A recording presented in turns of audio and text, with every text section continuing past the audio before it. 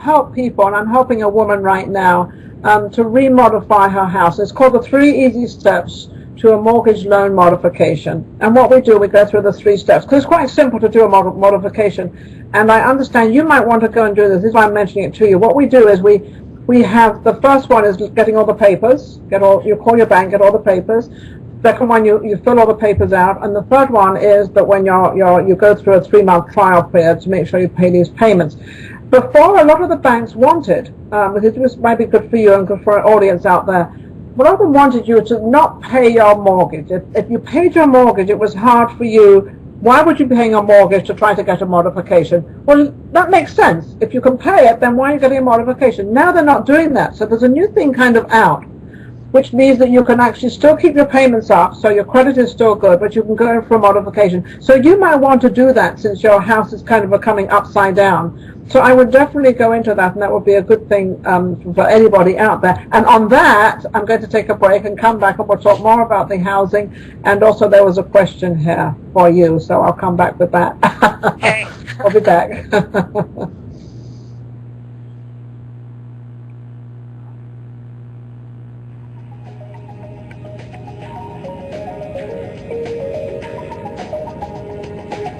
You're listening to Real Coaching Radio TV Network.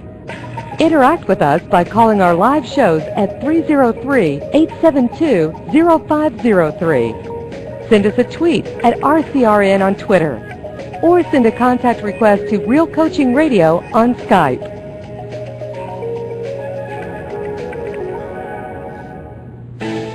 Would you like to put your front-end marketing system on autopilot? We'll provide you with pre-built squeeze pages, sales pages, e-commerce integration, and membership portals to capture more leads, deliver more content, convert more sales, and keep clients for the long term. For more information, go to www.realcoachingradio.net or call 303-997-2664.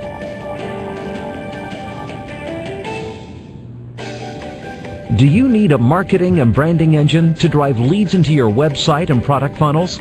We will distribute your video, audio, blog content, and build backlinks, including social proof, and much more, to all corners of the Internet, designed to attract prospects and the search engines. Visit www.realcoachingradio.net or call 303-997-2664 for more information. Would you like to host your own internet TV show? Express that one thing that you're passionate about to millions of people? Speak your mind. Create deeper and longer-lasting relationships with your viewers. Create value. Deliver results. And effectively build your personal brand. For more information, go to www.realcoachingradio.net or call 303-997-2664. You're listening to Real Coaching Radio TV, building a positive network. Welcome back to Ninon Speaks. Yes, we have our California lady with us, Sonia Curtis, and she's it's nice to have someone from just a great town like this, because Los Angeles is definitely a way of living. It's not like any other place. And she's going through, the acting and the marriage and now the real estate, and sort of it gives our audience out there that what you really can do. And when certain things happen to you, you don't let them get you down. You just move on and you keep your life going. And isn't that right, Sonia? You pick the little pieces up and you just keep moving forward and having that tenacity. That's right. Somebody else just said I had a lot of tenacity. I think I do, and I think you have to be a survivor in life and to enjoy life. And I want to have a great life, and I do. I love my life, and I'm looking forward to having more of a great life. I can see that. It says somebody asked a question: how would you want to repeat? I presume being married again. Of course you would.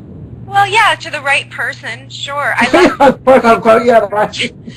the right person, and I think you learn what you want and you learn what you don't want. You learn what you like, you learn what you don't like. And I was just telling somebody today that's the nice thing about getting older older, every year you get a little older, a little wiser, you know more about who you are. And the more you know who you are, the more you can recognize what you want in another person. And, your level of BS goes down, what you will tolerate.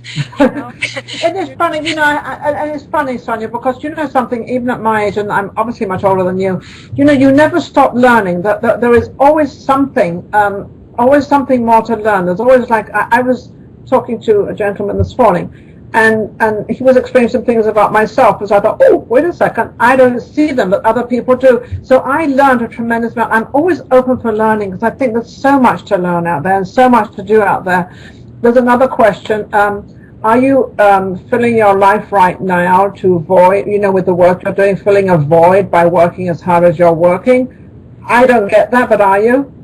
No, I don't think so. I mean, I think it's healthy to work and to be social and to be around people. I also go to the gym and I hike and I read and I hang out with friends and I, walk my dogs. And so I think I have a balance, but I am in a mode right now of really becoming independent, more independent financially and, in many ways in my life.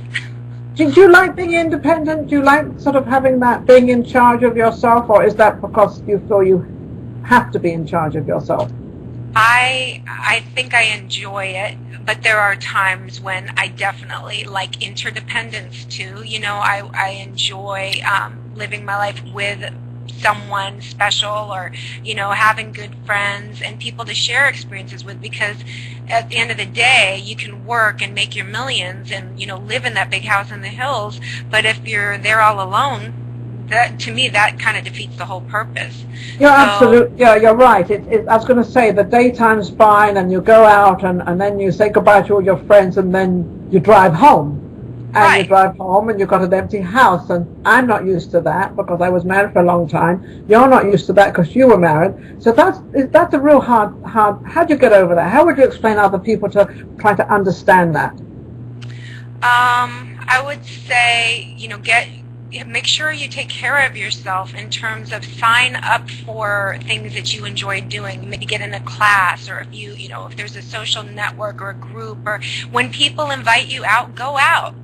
There have been times where I was invited out after the divorce where I was like, I'm just going to get on my clothes and get dolled up and go. And I had a great time. And then there were a few times where I was invited out and I just was flat out depressed and I just didn't want to go. And, I realized you do have a grieving process when you're going through a loss, and you do have to give yourself those times to grieve.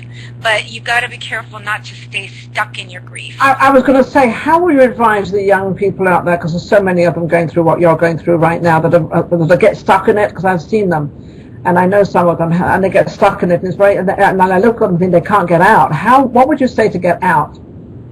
I would say your best healing, or your best revenge, or whatever you want to call it, depending on how it ended, is to have your best life. Go forward with your best life. Create your life. I remember thinking, when you're attracted to a person, it's usually because they have a quality that you admire or want in yourself. And I heard this once. They said, be who you want to be with. And so when I find myself attracted to someone who's very successful, very smart, very educated, very fit and shape, then I go, oh, that's who I want to be. So get more educated, get more fit, work out, take care of yourself, And I don't think you personally have too much of a problem. You're always smiling, you're laughing, you look very young, you are young, you've got an awful lot going for you, and I think it's probably coming from your inside, isn't it? It's what you're thinking inside. It's not the facial look of anybody on the outside. It's definitely what's going on inside. It is. No, I really have been trying to be more positive, because, you have a choice. You can look at it, the glass half empty or half full, and I'm choosing to look at it half full.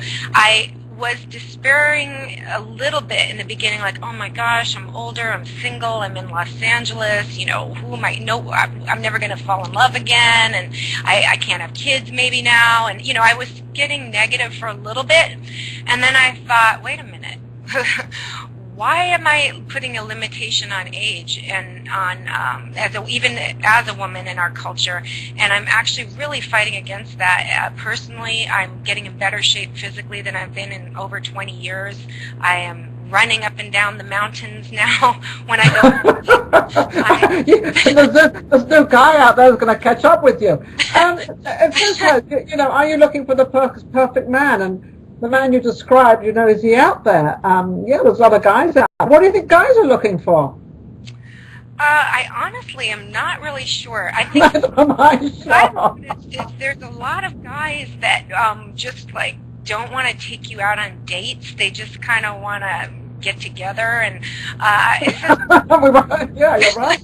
This is new for me. I'm like, wow, things have changed since I was single. I had someone, actually, I was looking at someone, all of them was go jogging with me up and down Runyon Canyon, and I thought, well, what are we going to do? We're not going to do this once a week. And I think that's what he wanted, and I think, hello, goodbye, bye-bye. It was like long gone. It's like, and you're right, there doesn't seem to be any, what I call substance. And you don't need, they don't have to have money, they don't have to have but at least have some intelligence and substance and want to do something, something different. Are they giving up, or are they just other women out there that are sort of don't really have much